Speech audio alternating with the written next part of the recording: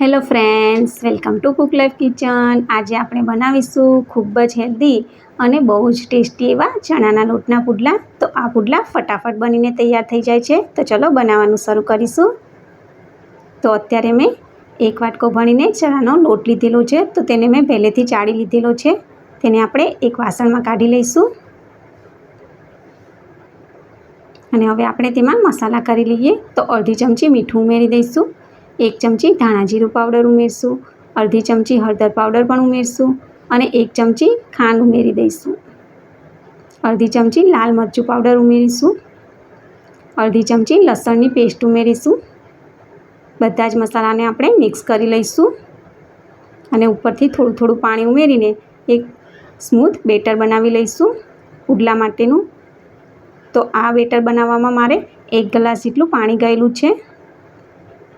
હવે આપણે તેમાં વેજીટેબલ ઉમેરી દઈએ। તો 1 નંગ ઝીણી સમારેલી ડુંગળી ઉમેરી દઈશું, 2 નંગ ઝીણા સમારેલા મરચાં ઉમેરી દઈશું, 1 નંગ ઝીણું સમારેલું ટામેટું ઉમેરી દઈશું।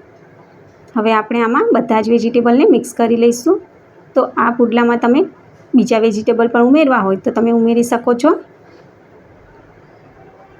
તો હવે આપણે ગેસની ફ્લેમને ચાલુ કરીને એક નોનસ્ટિક પેનને ગરમ કરવા મૂકીશું અને તેના પર 1 ચમચો આવી રીતે ખીરું પાથરીને આવી રીતે પુડલા બનાવી લઈશું। તો એક બાજુ પુડલા ચડી જાય એટલે એના પર થોડું તેલ ઉમેરીને બીજી બાજુ પણ આપણે શેકી લેવાનો। તો બંને બાજુ ફેરવતા ફેરવતા પુડલાને સારી રીતે શેકી લેવાનો। તો ગેસની ફ્લેમને ધીમી રાખવાની। તો એક પુડલો બની ગયો છે, તે જ રીતે આપણે બીજા પુડલાને પણ બનાવી લઈશું।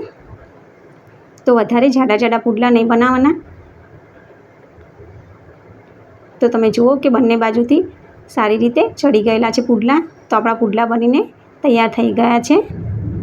હવે આપણે તેને સર્વિંગ પ્લેટમાં કાઢી લઈએ। તો ફ્રેન્ડ્સ, આ પુડલાને તમે સાંજના ડિનરમાં પણ ખાઈ શકો છો, બાળકોને લંચ બોક્સમાં પણ આપી શકો છો અને આ પુડલા બહુ જ ટેસ્ટી બને છે। તો આને અત્યારે મેં ટામેટો કેચઅપ સાથે સર્વ કરેલા છે। તો આ પુડલાની રેસીપી જો તમને સારી લાગી હોય તો વિડીયોને લાઇક કરજો, વધારેમાં વધારે શેર કરજો અને આવી નવી નવી રેસીપીઓને જોવા માટે મારી ચેનલને સબસ્ક્રાઈબ કરવાનું ના ભૂલતા। Thank you for watching. ફરી મળીશું નવી રેસીપી નવા વિડીયો સાથે। ત્યાં સુધી બાય બાય।